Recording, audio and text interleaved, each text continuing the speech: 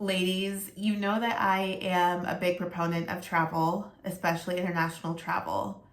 And I also do think that it's important for us to have an honest conversation about what the implications of this war will likely have on our Euro summers, on our trips to the Middle East, on our trips to Asia.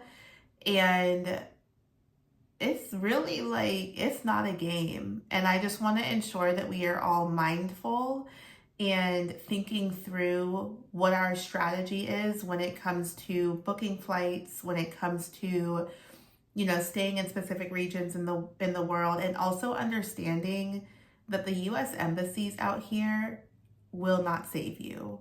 I know that sounds like very drastic and harsh, but having had friends who were stuck in the Middle East for over a week, between seeing the price gouging that's happening, seeing the fact that like they thought that they were going to have support and guidance from the embassies, but those embassies as well are under attack. Like, I'll share personally, I am in the middle of booking a trip back out to Southeast Asia. And this will be a trip that'll take place in a few months, but nonetheless, obviously, it's time to start booking. And typically, I typically fly Korean Air that operates with Delta. So I'll typically do like Raleigh to Seattle, Seattle to Seoul, and then Seoul to Bangkok or Seoul to Bali, for example. But what I had envisioned, especially because of the prices that I'm seeing right now, my thought was to go through companies like Qatar Airways, companies like Turkish, companies like Etihad, or even Emirates. And while the prices of those flights are significantly cheaper, the reality is that having layovers in any of those hubs that either cross over the Middle East or are within the Middle East is a risk that I am honestly not willing to take.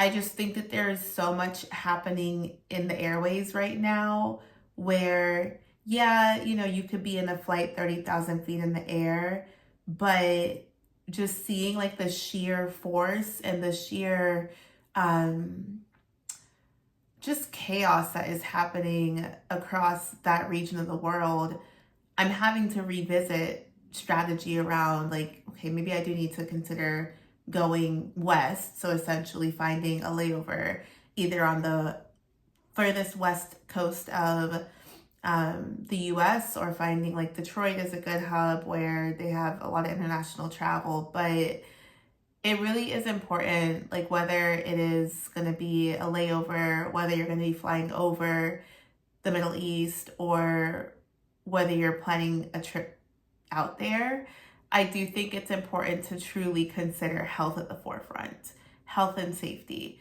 Like, yes, you can find cheaper flights. Yes, you can, be able to lay over in, like, for example, Qatar Airways Airlines. It looks like their lounge is stunning, but at what cost? So that is something that I am having to grapple with, where it's not the ideal situation that I had hoped for, but it is a reality that I'm having to navigate. The second big thing that I wanted to touch on was just the reality that this is not a time when we need to be boasting that we are Americans when it comes to international travel. I think that when we are in a country that is currently operating as a bully and that is currently trying to instill power over other parts of the world, there's a bit of a target on your back that, like, I do think that we need to be aware of. Like, many of these countries who it's like you poking the bear, poking the bear, poking the bear, and eventually, like, something is going to happen. And so that is one thing that my husband and I have had conversations around, is like, when people are like, oh, you're American, like, I'm gonna have to start flexing this Jamaican accent, the patois, because for safety reasons, again, like sometimes when I was in Dubai in 2015, and I was, going through the negotiations with the people in the markets, and we were going back and forth, like they'd be like, "Oh, you're Jamaican, like Usain Bolt," and do the pose that he does. Like that's the cutesy way to carry on and just be like, go with the flow. But for the foreseeable future, Brienne will be Jamaican, okay? And I think that it's important to be mindful that this is not a time when everyone is excited to be around Americans. Like it just is what it is. You can have your pride in being from this country. You can have your pride in all that your ancestors have done, but read the room. Okay. Last thing is really like if you had any trips planned to be in the countries that either the embassies have called out or that have actually been attacked recently, just know that, like, yes, there is a very fear mongering based, a very like doomsday news presence, especially from like what we see in the Western world. But check in on, or like check in with influencers or even like regular people in these countries or in these cities to truly get a sense of what things are like on the ground. Because as we've seen, the media will portray whatever stories are out there that will keep people coming back, that will have people like wanting to check in on like updates. Like if you have access to any of the news outlets in the cities that you're looking to go to, make sure you're doing your due diligence there. If you are, have access to TikTok or YouTube or even, Instagram, like Facebook, checking to see like what people are saying about their lived experience as well, I think will just be additional data points for you to make an informed decision on, like, not deciding something because you really want to go there, but deciding on where you're going to go or not go based off of the true climate of what is being experienced on the ground. So just to recap, first thing to really consider is the airways. Like, does it make sense for you to fly an airline that will either have a layover or be flying over the parts of the world that are currently experiencing a war? Even if it's not the specific country that is at war, we have seen that people are catching strays. Countries are catching strays that originally had no part, like nothing to do with what's going on between, I'm not fearful. I'm cautious about the countries that I say just because I don't know how this YouTube algorithm works yet. And I don't want to get yeah.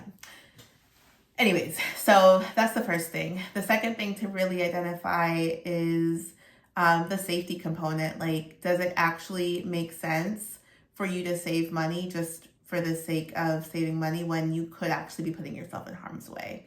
So consider that. And then the third thing is really leaning into what people are sharing online, or if you have friends or, coworkers who are in the countries that you may have been planning a trip to go to, like, ensure that you are checking with them to see what's really good and make an informed decision based off of your well-being, off of, your safety. And then I think money returns, your life doesn't. So if it means that you need to book a flight on a different airline, if it means that you need to, cancel a flight, just make sure that you're checking like your insurance and what is covered and what is not.